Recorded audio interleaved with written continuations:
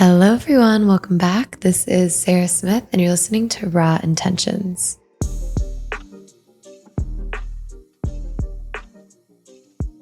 Woohoo! Welcome back to your favorite podcast. I'm just assuming that to be true, putting it out there in the universe. So happy to be back. Currently recording in Denver. It's actually raining right now, like kind of monsooning outside. It's August 5th. I'm here for a few days recording podcasts. I've got 6 total that I'm doing this week, which is so fun. I love just getting in the podcasting mindset. I'm fresh off a bachelorette trip in Steamboat. So the energy was low today driving up here. I had to unpack for my trip, do laundry, and then repack last night, very hungover. So it wasn't great this morning, but I've done 2 podcasts today and I already feel 20 times better talking to people. It's the true extrovert in me. It just makes me so happy and I love asking questions. But before we get into this week's episode, just in case this is your first time listening, I'll give you my little elevator pitch. I'll keep it short and sweet. Like I said in the intro, my name is Sarah Smith, Sarah with an H, Smith with a Y. I'm 29 years old, living in Breckenridge, Colorado, from Madison, Alabama originally, went to Auburn University and graduated with a double major in rehab disability studies and Spanish. I used nothing that I learned in school, started making jewelry out of my college apartment because I was incredibly broke and my waitress shifts at Texas Roadhouse weren't quite paying the bills. So I started making handmade necklaces for my friends, then to people through Instagram. And this was back in 2016 when I started doing this. And what started as just a side hustle and a way to buy more RBVs at the bar and sorority t-shirts turned into so much more than that. My company is called Raw and Rebellious. It's at raw_rebellious on Instagram. We actually don't do jewelry anymore. We do apparel, hats, we do prints, we do custom merch, we do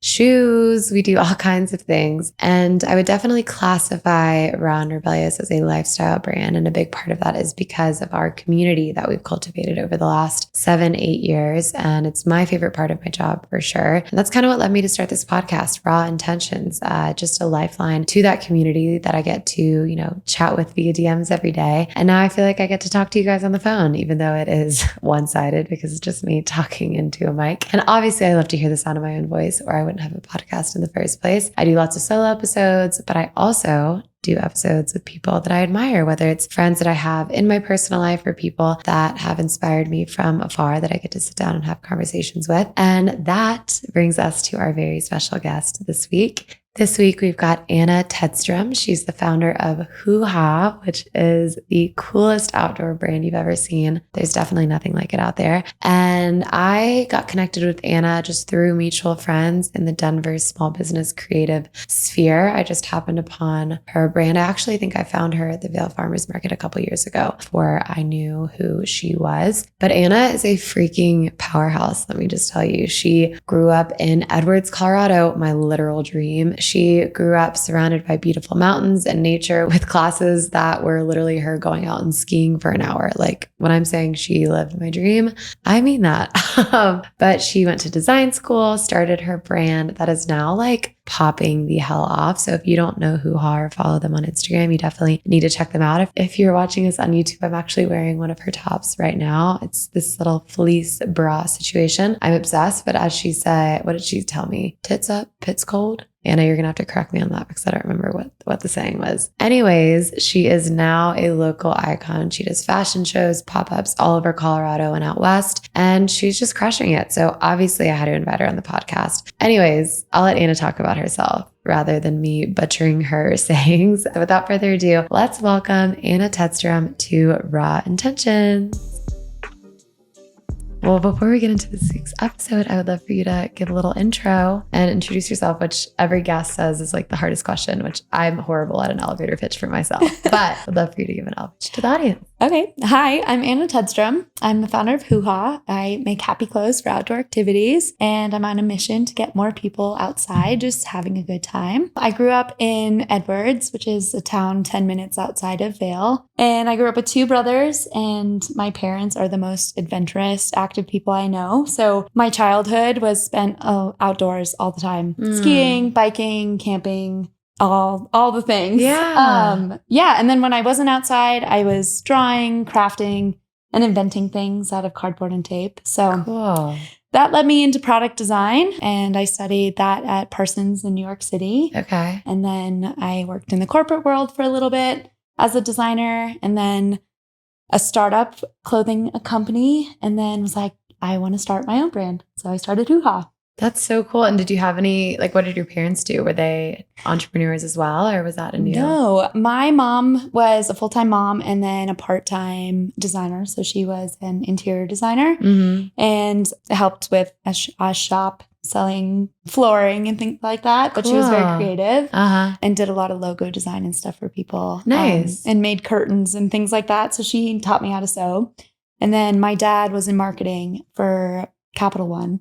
And he worked for an agency. So he did a lot of digital marketing for different companies. And that's how I got a little bit of that in my own brand. And I asked him a lot of questions. But well, I always ask because it's so interesting. I get to talk to so many founders and entrepreneurs with my podcast. And I just feel like we were just talking about like the small business community in Denver. It's like kind of massive. Like we were just swapping names and there are a few that we didn't have in common because people talk about the oversaturation in like every single market and with social media. But it's cool hearing, your background and the small components that kind of naturally occurred in your life, as well as the things that you excel at and your hobbies and the things that you love to create your brand Hoohah. Because even you explaining that makes so much sense. And your personal style, I just said, it's very colorful and like your personality. And it all just kind of comes together to form this like perfectly unique brand that is an extension of you. And it is an extension of you, right? Because yeah, like it all definitely these small feels like a self-portrait. Yeah, which is incredible and amazing. It's like I call Ron Arelli as like my baby and an extension of myself. Like it truly is like my firstborn child. Totally. And it is me. And you treat it like a child. Yeah, you do. You do. And you hope that one day it'll walk and talk on its own. God. Yeah, she needs a lot of help still, unfortunately. Same. My mini me. And growing up in Edwards, what was that like? I'm from Alabama. So I moved to Colorado like 4.5 years ago, and I'm still dipping my toes into all the things here. So I'm so jealous getting to grow up around all this. What's that like? Yeah, it was really magical. And I feel really lucky to have grown up in the mountains. It's definitely a small town. It's a bubble, which was awesome because I had the opportunity. I went to a really small school. And so I was able to do so many different activities because they needed people on their sports teams. Yeah. So I was like in the school play. I was on the soccer team. I was on the ski team. I ran track. Like I did every activity that you could do. And it was also amazing just to like be in the mountains and like after school when we'd take the dog on a walk, it was like hike every single time. And then like we'd snowshoe, we'd go uphill skiing after school, like all these little things that we were able to do because we lived in the mountains. And like skiing to me was something that everyone knew how to do. Yeah. And then I like go to college and people were like, what? No, I've never skied in my life. Whatever. Or it seemed like something that only rich people did. But to me, it was like everyone did it because that's where we grew up and everyone was involved in the ski industry. You didn't have to be rich. You were just like there. Yeah, there was no barrier to entry because you were just kind of born into it. Yeah. And like our school we'd have ski days every week, which is so crazy. Cool. Like we didn't have gym class. Instead, we had enrichment days. Or it was a full day of skiing or a full day of rafting, or like we'd go on hut trips and things like that. It was really cool. And yeah, I'm so thankful for that. That's amazing. So growing up in that, were you like looking around like, oh my God, this place is so beautiful? Or did you have to like kind of leave, grow up, come back to have this appreciation for it? I feel like I was appreciative of it my whole life, but it was a really small town and like we had 32 kids in my class growing up. So there weren't a lot of people around. And like, if you didn't get along with people or if like you got bullied, there wasn't a lot. There weren't other places to go. Yeah. So yeah, you really appreciated the people that were nice. And I knew that I wanted to get out and try something different. And I needed to expand my horizons and see the world from a different perspective rather than like be in this bubble my whole life. I mean, in New York is like so different. Polar opposite. How was that experience? I mean, I have a bunch of friends that moved to New York after college and I remember getting calls from them like sobbing. They're like, I hate it here. I haven't made any friends because I mean, I'm from a small town in Alabama. We all went to college with like all of our friends, I feel like. gosh. So it's still that bubble. Mhm. So then going somewhere completely different. I know New York can be hard sometimes. Yeah, it was a big culture shock at first, but in the best way. I mean, like the people watching there, the street fashion, going to the Chelsea galleries and being walking distance from the best museums. That was so cool. And I would walk everywhere because I would save money. And then I would also learn something on every block. Yeah, of course. But it also, it was hard. I mean, I was watching my friends from growing up, like join sororities and like go to these football games. And I called my mom crying like the first week. It's like, what did I do? I want to be in Greek life. And she's like, grow up. You're fine. Like, you're so lucky to be in New York. She's really good at giving me perspective. Yeah. Which is helpful. But yeah, it was so cool to go to school in New York. Parsons is a very international school. So my first roommates were from Madrid and Barcelona. Wow. And I had really good friends that grew up in India and in Brazil. And so I was getting perspectives from them. And they were fashion designers and photographers and illustrators and fine artists that had all these crazy conceptual ideas. So it was really inspiring to be surrounded by them. I can't imagine. Yeah. I mean, how expansive that can be. Yeah. And a lot of them are back where they grew up. And so I get to like go visit them in their hometowns and That's stuff. so cool. Yeah, it's really cool. Anytime I meet friends when I'm traveling or backpacking in Europe and they're like, oh, I'm from like blah, blah, blah, like come visit anytime. I'm like, no, I actually will. Yeah. So don't tempt me. Yeah, don't tempt me because I will show up at your doorstep. Yeah. But no, you learn so much from people. My brother actually just moved to New York and he just moved in with 2 Italian guys. And he said like all the friends that he's meeting are like all from Europe, which is so fun. So cool. Yeah. He's loving it. It's really cool to go back to their hometown and see it from their perspective too, and like meet their parents. And like I went to Greece with one of my best friends, and her parents like they'd feed you, and anytime your plate is empty, they'd like refill it. I'm like, oh no, I have to stop eating. Yeah. It was all so tasty, but I love that. Yeah, Mediterranean food is my favorite. So going to school for, art and creative design, did you already kind of have like a honed in idea of how you like to get creative, or was that shaped from being out there and just from being around so many different kinds of creative people? Yeah. So going to school at Parsons was really interesting because there was so much freedom in what you could create. So things like our projects would be like, okay, you have to find a very specific problem and design for that problem. I mean, things would be like, okay, go to Union Square and just watch people and see what they need. Like, what is the number one need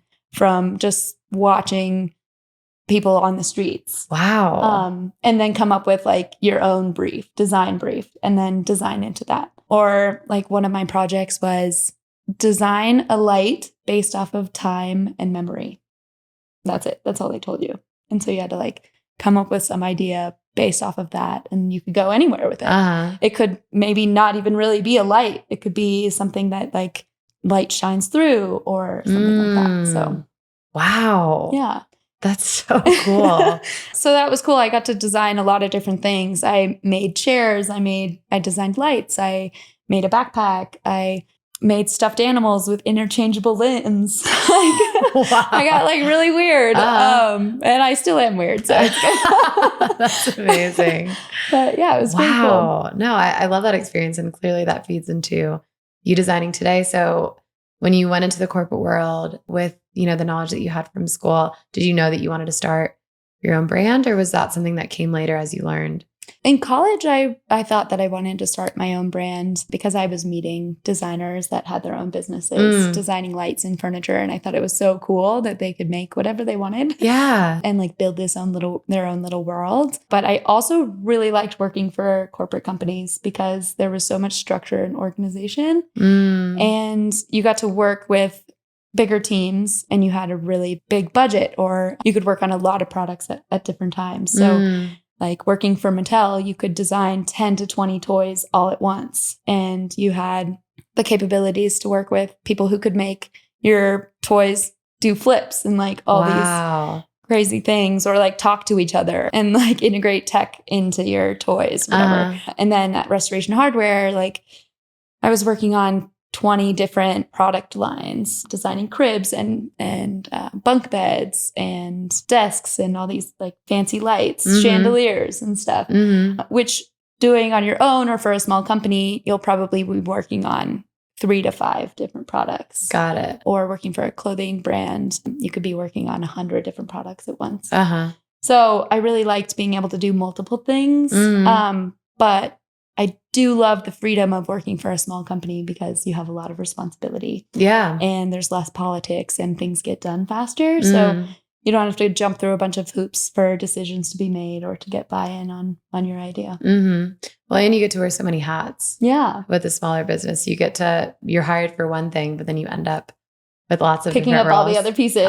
Which is fun too. Yeah. And especially when you're working for yourself, you have to do everything because otherwise it won't get done. Exactly.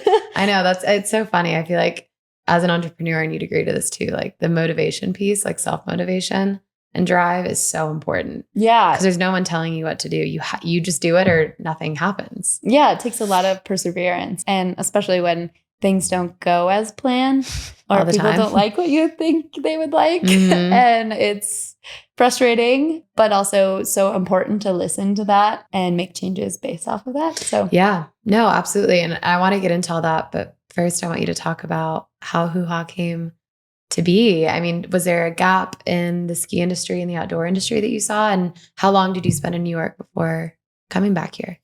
So I was in New York just for school. So 4 years, 4 weeks. 4 weeks, quick school. 4 years. And then right after school, I moved to San Francisco to work for Restoration Hardware. Oh, cool. And then was there I was there for 6 years, I think. And I worked for Marine Layer for most of that, another clothing brand. Okay. And then I met my husband and we decided after we got married that we wanted to move to Colorado because I was starting Hoohah and wanted to be closer to the mountains and closer to my family. And it seemed like a really good place to build an outdoor brand. But Hoohah started because, so in 2016, I was back from college and teaching skiing in Vail. Oh, cool. And invited my girlfriends back for a ski trip over Galentine's weekend.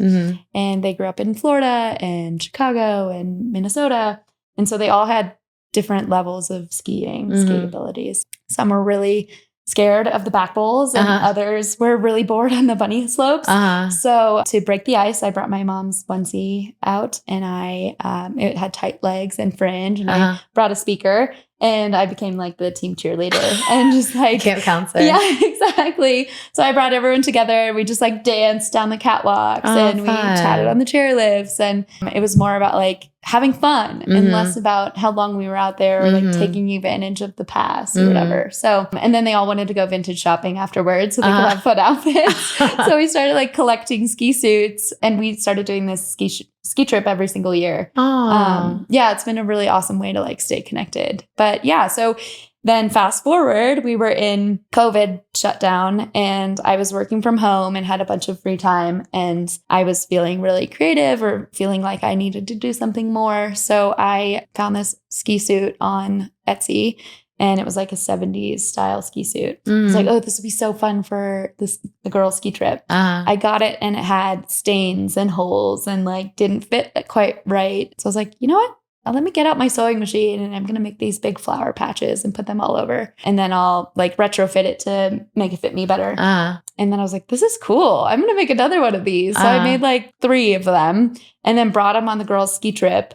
And we all wore them and people would stop us in the chairlift line every single time. And be like, my God. Where did you get that outfit? Like I need one. And so I was like, oh gosh, okay, this is like an idea. So I started, came up with a name and started making stickers and handing out business cards and stickers every time someone asked about them. And then, I was like, maybe I should make these for a craft fair. So it kind of built like that.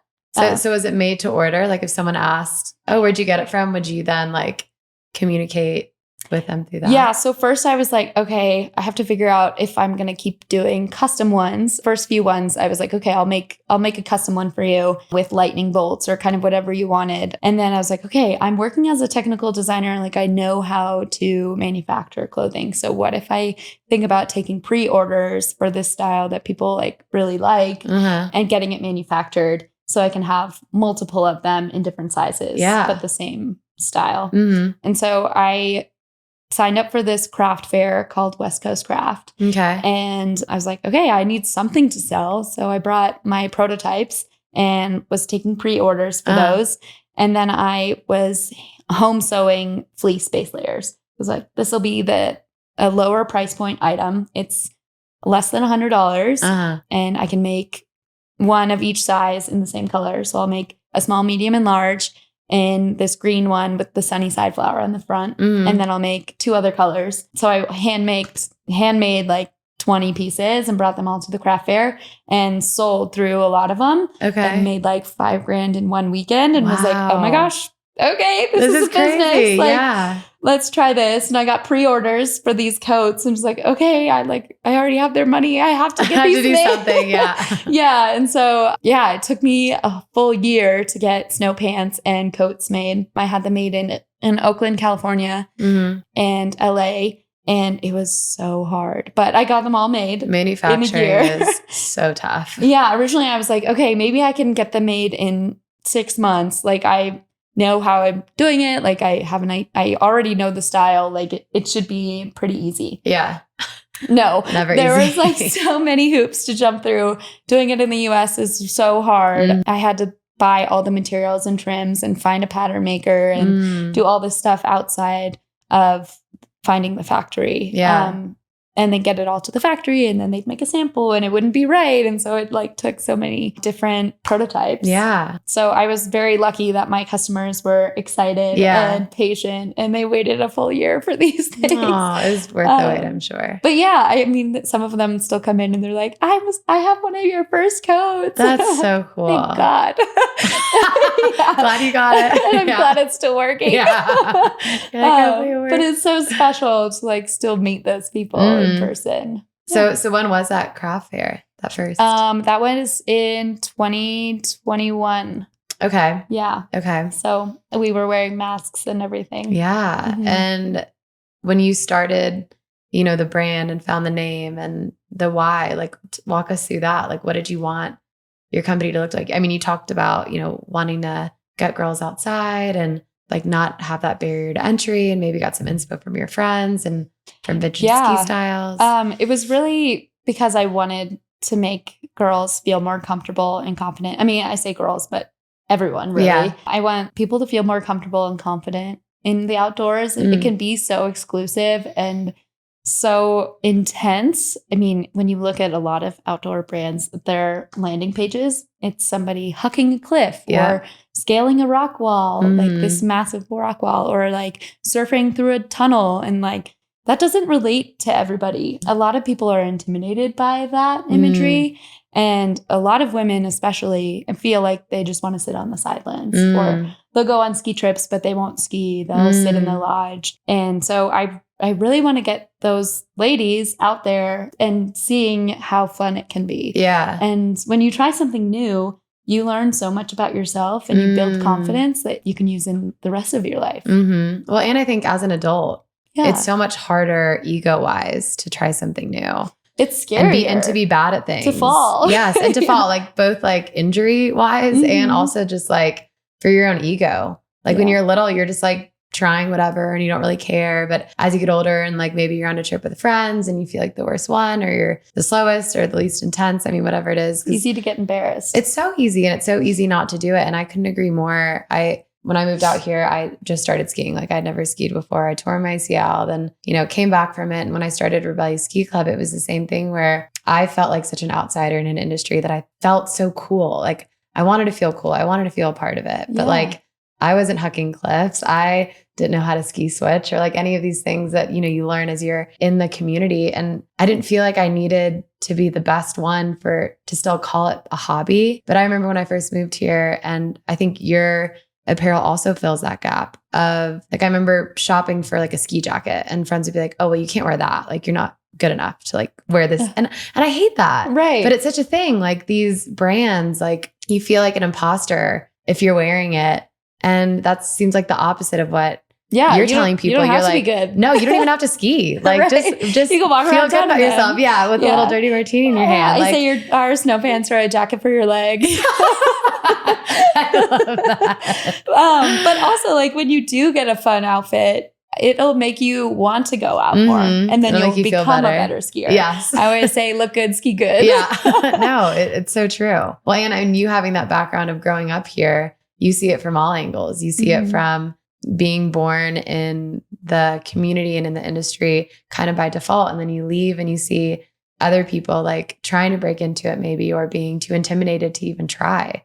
So do you think that was the gap that you were seeing with? Yeah, definitely. And as a ski instructor, I was seeing so many people feeling like they didn't belong. And so I wanted to make sure that they felt welcomed. And that's actually why I'm so inspired by Dolly Parton. Because she has just this like happy energy. I mean, her style is also one thing like from the 70s, but also like her charisma and her love for everyone and just like feeling like everyone is welcome. And I feel like that's how the outdoor industry should be. Everyone should feel welcome in the outdoors. And what about from the perspective of like females in the outdoor industry? Like, do you feel like we're underrepresented, or in like the fashion? Do you think that there was something missing too that you wanted to bring? Yeah, I mean, so growing up skiing, there was not a lot of clothing that really fit me. I mean, I have a skier butt and it's really hard to find snow pants that fit, and they're all low rise and they're so ugly. Which are the worst. Yeah. Or everything's like really like fitted around your waist. Yeah. So I definitely felt like there wasn't a lot of options for ladies. And so I wanted to add to that offering. And how do you hope people feel when they're wearing? I want them to feel happy and confident and courageous and ready to try something new. And you do tons of pop-ups. We were talking about that earlier, and I'm very curious about this too. Do you think, I want you to walk us through how you got into doing all these events and what it's done for your business. Do you think it's really changed your business a lot? Because I feel like you've grown so much since you've started. Yeah, pop-ups have been really helpful. So the first one I did was West Coast Craft. And then after that, I was like, how do I do this? More. Yeah. Because that craft fair is so specific and only happens once a year. So how do you find more of those? And so I started just trying to figure out how to get out and meet my customers without having a store. So I did a pop-up with Colorado Snow Sports Museum, and they basically just let me do it for free. And they were like, yeah, come out, put your tent outside, and then give us a percentage of your sales. And so I was like, okay, that's easy. Yeah. Like if I make nothing, I don't know exactly. anything. Yeah. And then I just get exposure because it's at the base of the Vail Mountain. So I started doing that, and then was like, okay, how can I do more of these? I should sign up for like the Denver Bazaar Market. So I started doing those. And those were great just because it's like, okay, I'm handing out more stickers. I'm getting exposure. I get a couple sales and things like that. But it's really been helpful to like, I basically just tried everything to see which markets worked and which ones didn't. And a lot of them, it's like timing. It's like, it's not ski season. So how many snow pants are you going to sell? Things like that. Or just knowing like, oh, if this is a night market and there's only 2 hours, like I'm probably not going to like sell a whole lot. Is it worth my time versus like going to a 3-day festival where people are camping overnight and like maybe they forgot extra clothes. It's a little colder at night than they thought. Yeah, but I'm still in the discovery phase for that of like where to go. But it's been really helpful to like be able to generate sales in person and meet people and have that intimate experience with customers. Well, because I think for you too, the community is such a huge part of your business and is what makes it stand apart. I mean, you're there, you're getting to meet people, tell people welcome to Hoohah Land and share your story. And I think for a business today, I mean, people want to support a person.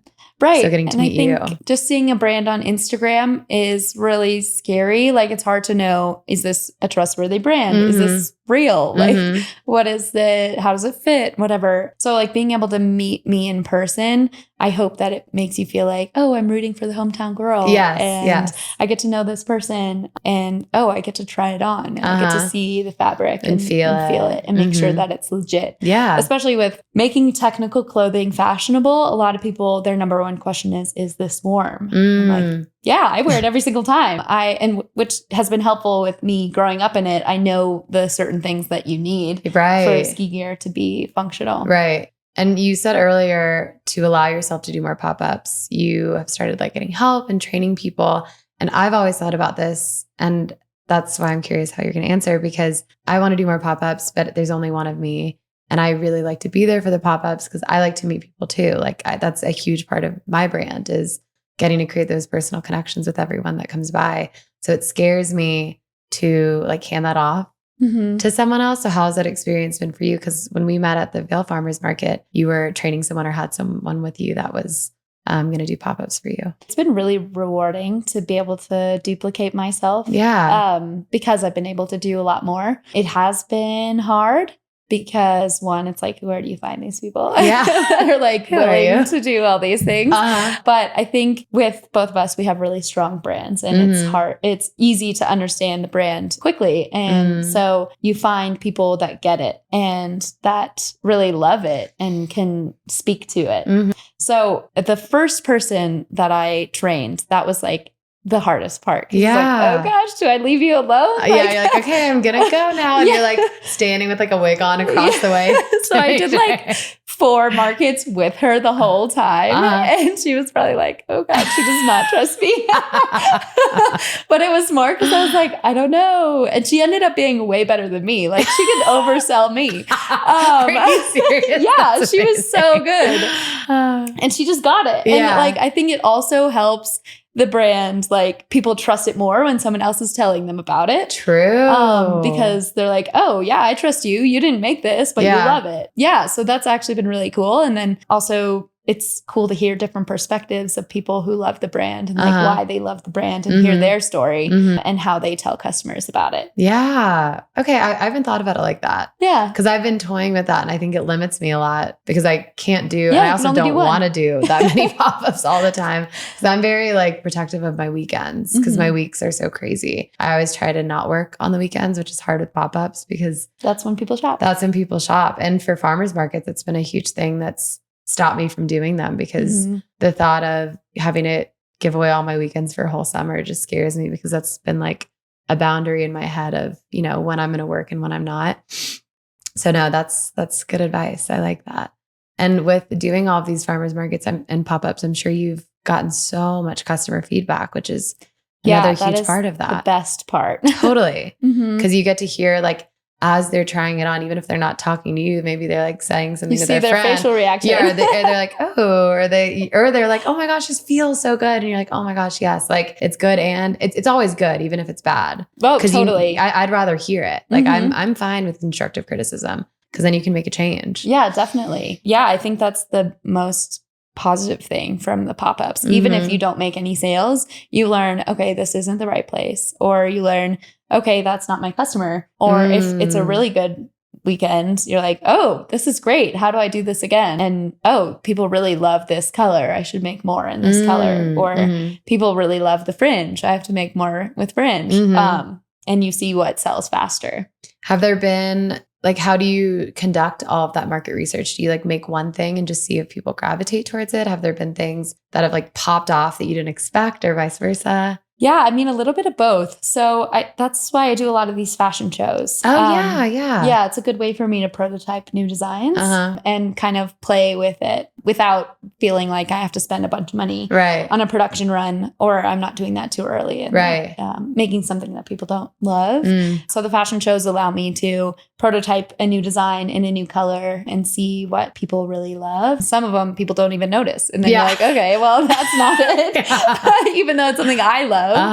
And then you make something that's magic and people are like, where do I get this? Like I'll go anywhere for it. So that's been really cool. So yeah, but tell me about the fashion shows. I've never been to one, but I know you do those a lot too. Yeah, they're really cool. So I started with Denver Fashion Week. Okay. And at first I did the Denver Fashion Emerging Designer Competition. Okay. And so they had, I think, 5 different designers for one show and you showed 5 looks. And you got to do a runway. And that was the very first time I'd ever done a fashion show. Wow. And you choose a song and you get 5 models and you dress them and then they walk the runway. And the audience chooses their favorite designer. Oh. And then they have a panel of judges that chooses their favorite designer. And so I got People's Choice. I won People's Choice. I feel like that's even cooler than the panel. All right. I'm like, oh, they're my customers. Yeah, you're like, I don't really care what you guys think. Yeah. So that was really cool. Yeah. And it's such a high watching your designs come down the runway and seeing it all come to life on models and having all the hair and makeup done and everything. And then having the crowd like love it is so cool. So I was like, okay, after you win that, you get pushed into the big Denver Fashion Week and you have to do 12 to 20 looks. Wow. And so I had like 2 months to do that, to make 20 looks. That's a lot. Yeah. So that was my second fashion show. And I called one of my best friends from college and was like, oh my God, what do I do? Please help me. And so he flew out and helped me with the show. And that was awesome to like be able to like bounce back and forth with ideas and stuff. And he was like helping me sew in the middle of the night. But yeah, so that was awesome. And then I did Denver Fashion Week again last year. And I'm thinking about doing my own show this year. No way. Yeah. That's so exciting. Yeah. So it's been really fun and rewarding to like really dive into the Hoohah world and build this little show. And it's kind of this little showcase. It's like immersing people into the Hoohah universe. Right. And just making it more that community, that brand. That all-encompassing like feeling rather than and you can make it more dramatic than like your regular line. Yeah, no, totally. I love that. Yeah. A quick break to shout out our podcast sponsor, Oslo, Drink Oslo. So my friend Sam Moore, he is the founder. I had him on the podcast months ago. He created this fabulous elixir. He did so with the mission to create the perfect mixer for tequila. He was a big tequila guy. And in the process of making this drink, he realized two things. Number one, he wanted it to be all natural. He wanted it not only to be a mixer that tasted amazing when paired with alcohol, but he also wanted it to be beneficial, adaptogens, antioxidants, electrolytes, all of those things that are essentially like detoxing while you're retoxing type vibe, while still, like I said, being absolutely smashing. So yummy. But another thing he realized while he was creating his brand is that people were buying them just to drink on their own. They didn't mix them with alcohol at all. And people were saying that, yeah, I just hold these at a party. I'm not really in the mood to drink. So I have my Oslo and it still makes me feel like, I'm a part of the scene. And he's created such a cool company. And in the process is really a pioneer in the alcohol and sober curious industry. I use Oslo when I'm mixing drinks at home, when I'm playing bartender, as well as when I'm hungover as fuck and need a little electrolyte boost. So you can actually order them online. If you're in Denver, you can find them locally and you can check out their website, www.drinkoslo.com. And it's Hazlo, Oslo, which in Spanish means do it. And they've got tons of different flavors. My personal favorite is the lemon and basil flavor. That's what I've currently been sipping on. And if you order them online, you can use our code RAW15 at checkout to get 15% off. So support local, get hydrated, and drink Oslo. So with your creative process, when you're sewing things and you're making new designs, are you like very curated in that? Do you have to be like listening to music in this room, like with things around you, or what does that look like? I try to spread it out because it can get overwhelming. And especially because I'm doing it myself, I might come up with one idea and get too pigeonholed into one thing. So I try to do like my mood boarding in one session and just like pull as many inspiration images as possible that I love. And then I put them all on a physical board. So I print them out and cut them out, and then you move them around and see them. That's like a big vision board. So I do that as one session, and then I give it some time to like marinate and make sure that I like it. And then I choose like the colors that I like from all those images to make sure that it's cohesive. And then I start sketching and thinking about like the storyline of the fashion show. So this one that's coming up, I'm thinking of doing Dolly Parton gets lost in Area 51. Wow. I love that. So kind of silly, but like aliens and Dolly Parton and the desert. So thinking about, okay, so she's on her tour bus and like driving through the desert and there's a lightning strike. And she's like, what just happened? And the bus breaks down and she's in Area 51 and like pokes her head out and it starts to snow. And she gets out of the bus and it's snowing, and then the aliens come and they ask her to perform. Oh my God. I'm obsessed with that. So it starts with like a silly idea like that. And then I'm like, okay, so what does this look like? Yeah. Like each piece of the story has to have a look so that it tells the Wow. story. And so I sketch into those ideas, and then I find old ski suits, or I have a collection of old ski suits that I take and I use for each of those ideas and make them from there. And then is it after the fashion show that you then decide, okay, like these are the things that I want to start selling to Yeah, my so customers? I try to sell all the prototypes from the fashion show. Okay. Because that's a way to see, okay, what sells first is what people like, or like we'll wear them on the ski hill. And the more people ask about one, then I'll be like, oh, that's a really good one. And then I'll think about making it for production, or seeing how I can make it a little similar to what I've made before, because it's really hard to just like develop a brand new style. So taking like a silhouette that we have already and using this like style on that silhouette. Okay. So when you're like anything you create, is it first done for a fashion show, like just one off? Yeah. So sometimes it's a one off for the fashion show, or before, like when I was doing my doing all customs, I was just doing all upcycled outfits. Okay. Because I couldn't afford to do production for everything. And I'm still trying to do a little bit of that, of like doing some upcycled one-of-a-kind pieces so that we can test out a new color and stuff like that. And then is everything now, is it hand sewn that you sell, or is it produced? Most of it is produced now. Oh, cool. Yeah, which has been exciting. Really cool, because then I can focus more on manufacturing, or like marketing and sales and working on the website. And probably just gives you so much time back. Totally. Yeah. Yeah, it gives a lot of time back, and I can have better quality, because when I'm doing it myself, well, every time you sew, it's like a lot of time.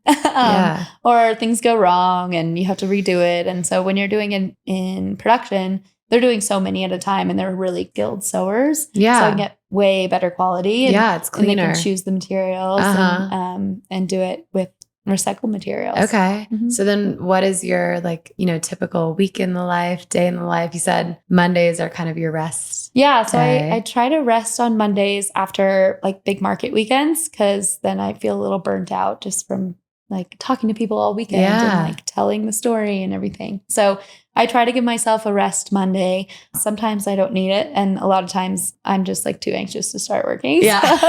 But yeah, I feel like I'm a functioning, highly productive scatterbrain. Okay. So functioning, highly productive scatterbrain. I relate to that. Yeah. Where I'm just like thinking about a bunch of different things all the time. And I don't really find that I'm not like a structured person, I guess. So I am doing a million different things at once, and I'm trying to find more structure in my routine. Well, because I remember you said you liked with your corporate job, you liked the the structure and organization. Yeah, but I'm never good at doing that for myself. No, I get that. See, I think because I'm the same. Like I'm very ADD, very scattered. I'm always doing a million things, and I like crave routine for sure. And I'm trying to figure out better ways to, because I travel all the time. I'm doing pop-ups. I come here to podcast, finding ways to keep some semblance of a routine, even when I'm traveling. So I don't get too like, I don't know. Because I don't know if you have this too, but you could be working all the time. So creating those boundaries, even within your days of like, okay, I need to stop working now because there's always more I can do, but I need some downtime because burnout is so real. Yeah. So I try to listen to my body, and I definitely like need a brain break a lot. So usually at like 5 p.m., my dog starts licking my leg and it's like, let's go for a walk. So that's like when I take my break and I'm like, oh, it's time to like work out and like make dinner. And then sometimes if it's like a fun, exciting project, I'll go back to it. Like for the fashion shows and stuff, it's hard to put that down. I'm sure. Or if it's things like, oh, I really need to figure out my budget, like I'll do that at night too, because I'm also a night owl.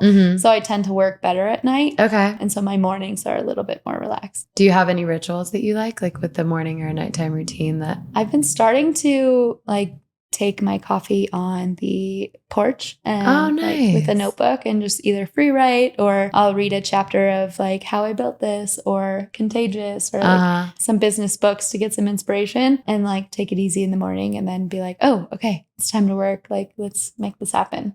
I'm the opposite. I like my downtime at night. Really? I used to be a night owl when I first started, where I'd sleep.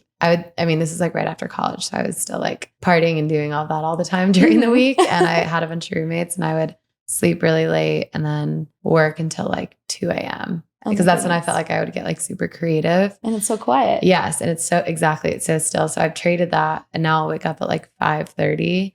But I love waking up really early. I love it though, because no one's awake. It's quiet. So I get to like I feel the most productive until like 1 o'clock in the afternoon. And then especially in the summer, I've started like, okay, by 2 o'clock, I'm done. I'm going to like go paddleboard or go for a walk or hike or just be outside and like get away from my screen. Yeah, that's a really good idea. Yeah. I feel like you're always, workshopping and changing what works for you because I'm a big journaler as well. But yeah, for some reason in the mornings is when I'm the most creative. That's awesome. Of late. Well, right now I'm working with factories overseas and they're up in the middle of the night. So I'm like, oh, this is easy. I know about that. Just keep working. I have alarms that go off on my phone. Oh, really? That say check in with China because our manufacturer's in China right now. And it starts at 8 o'clock. And then it reminds me, because again, ADD brain, It reminds me like every 30 minutes, like, okay, go check your messages again because you probably forgot. Because I'll wake up at like 5 a.m. I'm like, oh no, I forgot to respond. It's always like That's a good idea to put reminders. Oh, I do that for everything. Yeah. That's why I asked whenever we started recording if you had any reminders that go off. Oh yeah, because I put everything on my calendar. See, I can't I don't know how to really use Google Calendar. Oh really? I don't know why. Everyone uses it, and anytime I have a meeting, people like put it on my Google Calendar, and I'm like, I don't even know how to access this. I have no idea. Like I write everything down. I'm like a big planner girl. Oh, I love that. So that's more my method. Whatever works for you. Yeah, I know. You got to figure it out. So do you have anyone on your team other than the girls that are helping you with pop-ups? So it's mostly the girls working on the pop-ups with me. And then I have one girl who's helping me with email marketing. And, cool. We talk like once a week. And that's about it. And then, kind of whenever somebody's like, oh, I'd love to help you with a photo shoot or something. I'm like, okay, sure. Let's do join it. us. Yeah. Yeah. So it's evolving, but I'm hoping that I can build up enough revenue to like be able to sustain the business and have it like pay for itself and pay for a team and things like that. Oh yeah. That's the dream. And it's also, I think, a lot of like checking in with it too. Cause I mean, I've had mine for like 8 years now and it's gone through so many ups and like so many downs, and I think if you grow too quickly or hire too quickly, you're like, wait, I'm not even making any money. Right. I've just gotten to like just giving everyone all these tasks, which is kind of fun when you start because you're like, oh my God, I have so much free time. Yeah, this is so nice. But then like I've done that before where I've had too many people and I'm like, whoa, I don't want to be like a manager. Like I have lost what I'm even doing here and I don't even know what's going on anymore, So I think it's a lot of like checks and balances too, because, as a small business, you're putting the money back into the business. You have a great pop-up and then, you're just buying more materials for the next thing that you're going to make. So it's always like, cash flow is hard in a product business. It is. And it's so funny. I have so many friends that are influencers and I've started doing some influencing as well because I mean, like brand deals and stuff, it awes me that the only thing that they're charging for is their time. Like I'm so used to having so many like margins and like my overhead and my employees and all these things. So if I do a pop-up and I make $5,000, I'm not actually making $5,000. Yeah, like $2,000. Yeah, if I'm lucky. So then I'm like, but then you post a video and you make $2,000 and you're actually making $2,000. I'm like, that's such a crazy concept to me. I'm like, I need to do whatever you guys are doing just to make more money for my business to put it back in, Yeah. Wow. Oh gosh. We're in a different business. I know. Is social media a big part of your business? Right now, it's been a little hard for me to like get excited about social media. Yeah. But it does take up like a big space in my brain. And I think it's been really cool to see it like grow. I've been growing with followers and stuff like that. Yeah. But I'm still working on like the magic of generating sales through social media. Okay. And also trying not to get too caught up in like feeling imposter syndrome of like, oh, this post didn't work. Like, is this actually working? What am I doing here? Yeah. Who am I?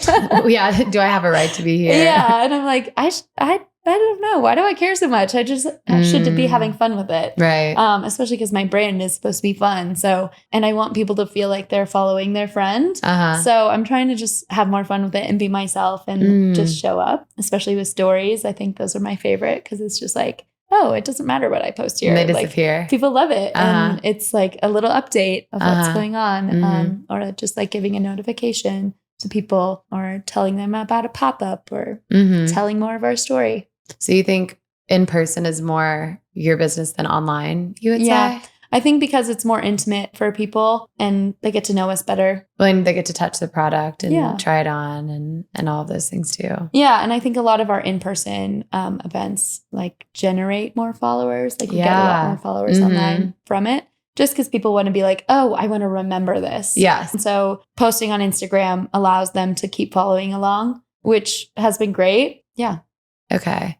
Have there been like a specific pop-up that you think back on in the last like year that's been like insane in comparison to the others or like fun? I mean, I love Boot Tan Fest. Oh yeah. Yes. Oh my gosh. I read about that on your page, which also the Hoohah Diaries. Oh yeah. Yeah. So what are those? The Hoohah Diaries it's our little blog that we have for people to share their stories of how they found the outdoors to be a special place, or they've learned how to ski as an adult. They can share their story or what it means to them to be outdoorsy-ish. Like, is it camping and going out on adventures, or is it like coming home every night and sleeping in your own bed? So it could be anything really. And whatever makes you feel confident. Like I've had a girlfriend wrote a story about how skiing really helped her find body positivity and confidence in that area. So yeah. And then we shared a story about Boot Tan Fest. So Boot Tan Fest is a all femme people's event in Carbondale. This year it was at Sunlight, but it's a ski festival, and there's a little vendor village at the bottom and music and a comedian and all these cute little shops. Hoohah was there. There's a girl that sells clay earrings, and they have merch that says ski naked because at the end, we all go up to the top of the mountain and we strip down and we ski naked. That's so fun.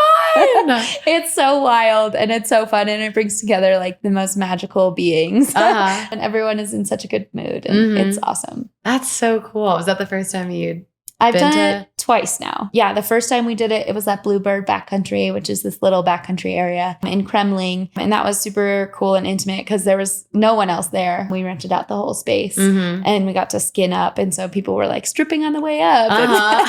And it was a Bluebird day. It was so gorgeous. And I got so sunburnt. And so that's why they call it Boot Tan Fest, because you only have your boots. Oh my God. I cannot imagine during ski season when I'm like my palest and skiing naked on a Bluebird day and just getting fried. Oh, totally. Because you get so sunburnt when you're skiing. Yeah. Like that is parts of me that have never seen the sun. Right. Yeah. So that is super fun. And you come back with a great tan. A great boot tan. It's also funny, the Hoohah Diaries that you were talking about, the outdoorsy-ish. Like, I love that. And it reminds me, a few weeks ago, I went camping with a few girls off Independence Pass. We were at, do you know Devil's Punch Bowl, like where everyone cliff jumps? No. It's like this beautiful little like water area, and we were looking for dispersed camping. It was like Saturday at like 6:00, like everything was taken. We find this amazing spot, and in the morning we were like, we had like some coffee that we could make and like some random food, and we were like, we're like 30 minutes from Aspen, and we're like, we really want to like go back into town and get breakfast. So we went back into town, got breakfast, lattes, everything, brought it back to our campsite and spent the rest of our Sunday just like sunbathing. We skinny dipped in the water, did like a cold plunge, and just like read and journaled and laid on these rocks with our little picnic that we absolutely did not cook. And I was talking to my mom afterwards, and she was like, that is like the most you thing I've ever heard. And I was like, but why not? Because we were like, oh, we could. And we're like, should we just go into town? We're like, why not? Who it's cares? So close. Yeah. But it is funny sometimes in the outdoor world. It's almost like competitive. It's like, ooh, who's grungier? Like who's not eaten in a few days, or when was the last time you showered? Yeah. It's so gross. It's so funny. It's like, what are we competing for, really? Right. Like, I don't get or it. Like, who has the best Chaco tan? Whose hair is the dirtiest? Yeah, but it doesn't have to be that way. You can get a latte and still be camping. And then go back and no one's the wiser. Right. No, it was nice so fun. Full belly. Exactly. So, and with these tank tops, because this is more into like the summer apparel, even though you started with winter apparel. So how did that come to be? So actually, I designed this originally in our winter line as a ski bra. Oh. Yeah. So you can wear it like on closing day instead of wearing a bikini. Cute. We have a fleece bra, which is a little bit more practical. We say warm tits, cool pits. I love it. Yeah. So I designed it for that. And then it was like the end of my first year, and I was going on a little hiking outing, actually with Bailey Ness with cool down running, and a bunch of girls. And one of the girls, I was like wearing it with my little fleece pants. And she was like, do you ever make fleece shorts? I was like, that's a really good idea. I will now. Yeah, thanks for that. I'm going to take that. And so I made fleece shorts to go with the fleece bra. And I was like, this is like perfect for hiking or camping or lounging. And I wear it to the airport like with a sweatshirt over the top. And it's great. So that's kind of how that came to be. And I've started to want to do more summer clothes and be more of an all-rounded outdoor apparel brand. Cool. Yeah. Well, because do you find when you're doing like the farmers markets in the summer, is it harder to sell the ski apparel? So I originally thought it would be. So the very first Vail Farmers Market I didn't bring my snow pants. I just brought like my upcycled t-shirts and my fleece bras and shorts. And someone was like, one of the first people was like, where are your snow pants? And you're like, oh, yeah, totally. Like, oh, I'll bring those next time. But so I brought them next time and I sold through all of my snow clothes. Wow. All winter or all summer. So yeah, I sell a lot of ski clothes in the winter. Okay. Especially because a lot of people who come to Vail in the summer, they come twice a year. They come in the summer and then the next time they'll be here is in the winter. True. So like, okay, the next time I'm here, I'm going to need a ski coat. I'll get this one because I love it. Well, and also then they don't have to worry about like getting it. They already have everything, everything there. It's good to go. Yeah. I'm working with a boutique in Crested Butte and they call it your Crested Butte wardrobe. Oh, I love that. It's amazing. Yeah. What store in Crested Butte? It's called Favor the Kind. Oh, yeah. Yeah. They're super cute. I feel like that's right up your alley too. Yeah. Like very similar it's vibes. Western, it's colorful, it's girly. And everyone is so nice in there. They have people who help you shop. It's awesome. Yeah. So how's it been with your growth, like with inventory and with dealing with all that, working with, do you do a lot of wholesale stuff too? I know you're in Magical Scraps. Yeah. Or I'm into, yeah. It's so fun to have our stuff next to each other. I know, it is. Yeah, I love doing wholesale and I've been trying to grow that side of my business. It's been really, really rewarding to work with little boutiques all over the place. Yeah. Because it's like having a little Hoohah shop somewhere else without having to It's like a little extension. Running it. Everywhere. Yeah. Yeah. And they tell your story better than a big box brand as they know you. Right. They have limited space. So if your stuff takes up a big space, they're going to tell your story and people are going to see it. Right. And they really want to sell unique stuff. And Hoohah is really unique and it's not for everyone. So when a store loves it and their customers love it, it does really well. So, yeah, it's been really cool. You work with Midnight Lunch too, right? Yes. Oh my gosh, That's awesome. our other mutual. I knew we had other mutuals. Abby's like the freaking coolest. Abby is so cool. And I love what she's doing. And it's been so cool to watch her store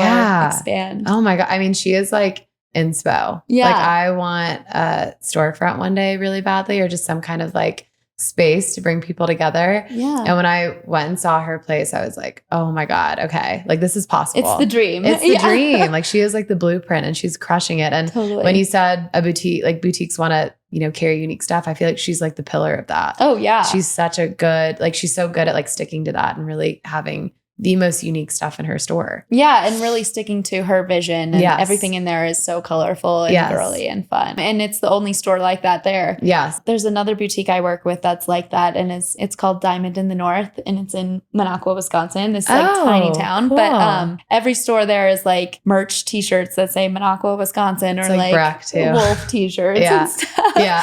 And then there's her store and it's like a midnight lunch where it's so colorful and fun and girly. And there's trucker hats and there's cute bikinis and like it's a little boutique that like there was nothing like that anywhere else. So it's so cool to find these little diamonds everywhere. Pockets. Yeah. Do you think you'd ever want your own? Oh, definitely. Storefront? Yeah, that's a big dream of mine. Yeah. And I'm working towards it.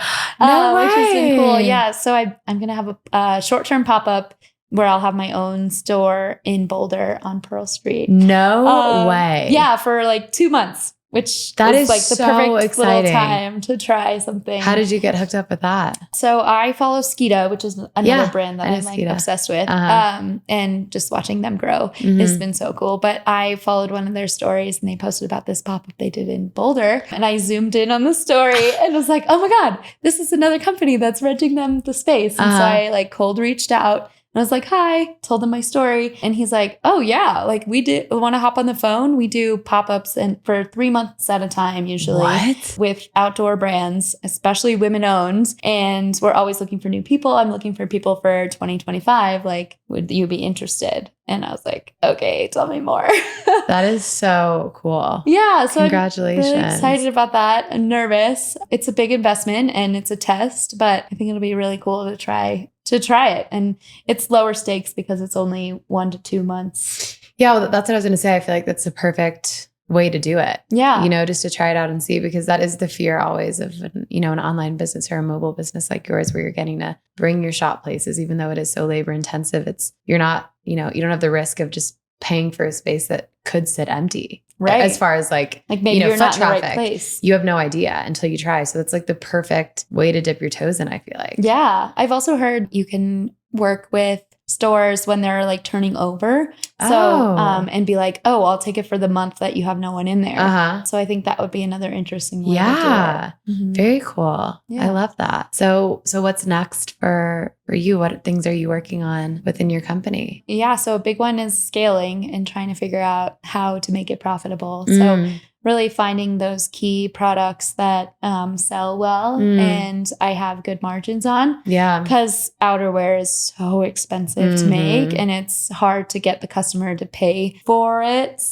For the quality. Yeah. Or just because it's small production. Like when you're a Patagonia, you can make 30,000 units at a time. And so each piece is so much less expensive. Yeah. And so you have a great margin. But when you're only making 100 or you're only making 50, you pay a lot more per piece. Yep. Yeah. So that's really hard. But the idea is that I'll work up to being able to have better margin. And hopefully people are willing to pay a little bit more for a small brand and to root for me. And so, but I'm also trying to produce items that are easier for the customer to learn the brand. So okay.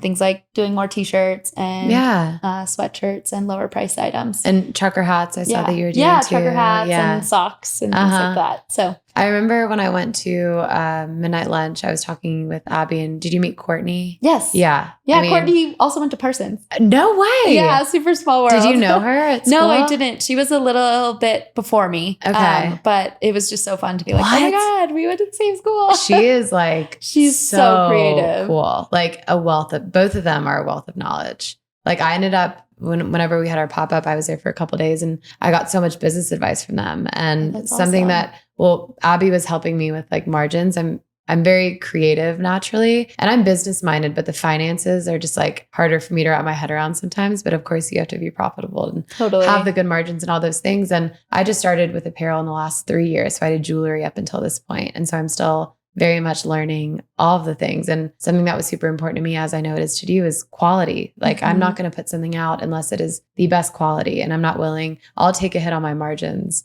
versus like giving you something that I wouldn't wear myself. Right. And I was talking with Courtney about it because she used to work, I think it was like with Stio or one of those bigger ski brands. And because I was just saying like, the hoodies that we sell, they're like heavyweight, 100% cotton. Like I custom created them because I didn't like what was out there and they're so expensive for me to buy. And so our price is higher, but even then my margins still aren't as good as they should be. Like I feel like I'm doing everything wrong, whatever. Because my dad he's like my CFO and like he's the numbers guy and he's always like, you got to make more money. And I'm like, I'm trying. He's like, why are you podcasting? I'm like, I don't know. It's fine. I'm sorry. And I was talking to Courtney about it and she was like, no, like I promise you're doing everything right. Like when I worked for Stio or whoever it was, we would create something and we would make it smaller batch. And, you lead with quality. And if people really like it, then we double back and make a larger order or try to find a new manufacturer at like a cheaper rate. But she was like, as a customer, if someone buys your stuff or they even just feel it at the farmer's market and they don't like the quality, if you a year later come out with something and maybe it's a lot better quality, they're going to think of you still as like that poorer quality or that cheaper material. But if you lead with really, really small batch, like high quality items like you're doing, then later on you can double back, start sending these to other manufacturers and other people, and you'll find someone that can make it for cheaper, and then you'll get better margins, but it'll still be the same product. And people will still know first build that when they're trust. buying from, yes. And I mean, because I went to school for occupational therapy in Spanish. So oh my gosh, I know nothing. So I'm very much like learning as I go, and just like from people's feedback and my friends. But I found that so self-affirming in a way, because I was like, okay, like I'm not totally fucking this up. Like I'm not doing everything wrong. And I think it's the same with you. I mean, as a small business, and people want to support you. They want to support a small business, and they meet you at the farmers markets and go to Hoohah Land, and they're okay if it's a higher price because they know that they're paying for the whole experience and something unique. Yeah, it's been a big learning the whole way. I feel like I'm getting an MBA. Yeah, no, literally same. Real life MBA. A very costly one. I'm not paying for school. I'm just paying for my mistakes. Definitely. Which can be very costly. Yeah. Oh, totally. I have so much inventory in my basement. Oh my God. Yeah. Oh, the styles that like haven't done well and stuff. It's like a graveyard. No, like, it's so sad. It is, isn't it? I'm like, I really thought you were going to hit. Yeah. But no one liked you. So I'm so sorry. Sad. But no, it is fun. It's all learning experience. And same with the pop-ups too. I feel like I've learned that through like trial and error of like, okay, these kinds of pop-ups do really well. I did this like big Christmas market last year in November in Denver. And it was like the worst experience of my life. And it was so time consuming and labor intensive and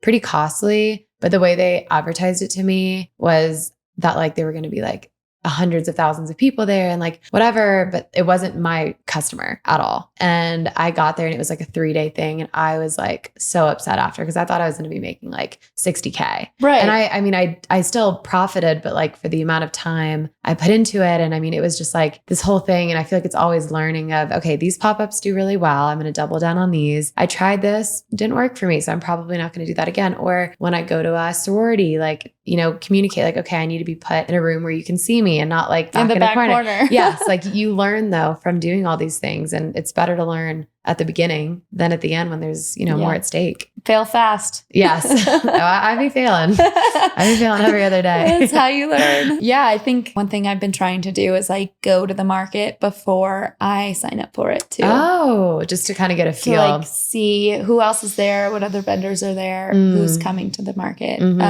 Yeah. And it's hard because a lot of the people that go I've started to learn that some markets I'm learning like, oh, this is a specific customer that is still my customer, but it might not be my target. And different markets have different customers there. So like Boot Tan Fest, for instance, that's like my target demographic because it's all ladies in their 30s, 20s and 30s who live in the mountains and who love to ski and are willing to spend money on something that's really unique. And especially because they're there. So it's like the experience of being there and wanting that memory. And so I'll do really well at something like that. But then like coming to a market in Denver, sometimes people aren't in the mindset of skiing or they're like, oh, I have to save for rent this month. Yes. And so they're not going to spend money on snow pants in October or something. Or like the Vail Farmers Market is a lot of ladies from Texas and Alabama and they come for the summer and they have money to spend and they want to spend it, but they're all in their 60s. So I'm getting different feedback from them than I'm getting at Boot Tan. Interesting. And so you I have to figure out how to like make products fit certain people or which products should fit certain people. Well, that's something I've learned too is I've made the mistake of trying to do everything, like trying to either appeal to too large of a group of people or like make things that like, if I just stayed in my lane and stuck to the things that I'm really good at, like there are people doing that product better and I don't need to, like I don't need to contribute in that way is like kind of what I've learned through trial and error. And I've found that when I try to appeal to too many people, it doesn't work. It like loses its magic. Yeah, exactly. Because when I'm in my niche, then people know me and they're like, oh, this makes sense that she's doing that. But if I did something that like, I don't know, like I'm not a Taylor Swift girl. Like I'm not a Swiftie. And like, I think people that follow me like know that. If I were to come out with like Taylor Swift merch, they would have been like, what the hell? Like, yeah, like you don't even listen to her. Like that doesn't make any sense. But I mean, like every girl ever is a Swiftie. So like I'd probably make money off of that, but it wouldn't really make sense for like my brand story. Yeah. So I always try to like stay in my lane too with that. Like I'm trying to always be expansive while also like double down on the things that I'm good at, I guess. It's like a balancing act. Totally. Right now, I'm trying to figure out, like, my original target was that 30-year-old woman, and I think that it still is, but I am getting really interesting feedback from the ladies that are in their 40s and 60s Cool. and like really stoked on it. Yeah. And they'll buy it for their 30-year-old daughters. And they have more money. Yeah, Probably yeah, too. they buy like 6 things rather than one. Yeah, that's funny. So yeah, I think it's just expanding my target. Yeah. Yeah. Or like I have my target and then I have like my outliers. So cool. Well, Anna, thank you so much. This is so fun. Thank you so much. Getting to hang out. We've been trying to hang out for a while, and it's seriously so cool so hearing great. your story. And I've loved seeing your growth from afar. And now that I know you, I'll be cheering you on even harder. Thanks. So thank you for everything, and tell everyone where they can find you and where they can shop all your stuff. You can find me on Instagram at hoohah_US, and you can find me online at hoohah-us.com. Perfect. Well, thank you guys so much for listening, and we will talk to you next week. All right. And that is a wrap on this week's episode. Thank you guys so much for listening. I hope you enjoyed it as much as I did recording it. We drop new episodes every single Thursday, anywhere you get your podcasts. If you like what you heard and you want to leave us a little like rating or review wherever you listen, we would so appreciate that. You can also subscribe to us to keep up to date with all the things. We also have an Instagram at Raw Intentions Podcast that you can follow along at, where we would love if you'd slid into our DMs if there's anything you want to talk about from an episode that you enjoyed, or you just want to chat, or you have an idea of a guest or a subject that you'd like us to talk about on Raw Intentions. I'm always all ears. I love hearing from you guys. I'll talk to you guys next Thursday. See ya.